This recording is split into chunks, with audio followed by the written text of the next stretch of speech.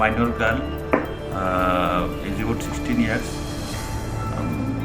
at Mornipur, Telemura place, was raped by his neighbor, Shamal Sarkar, who has aged about 45 years.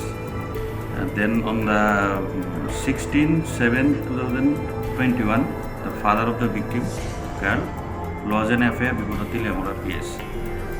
Accordingly, the Telemura PS record the case number TLMPS 89/21. Then police submitted charge sheet on 25/9/2021. I was Inspector Govind Das. After a long time, prosecution has examined 14 numbers of witnesses. After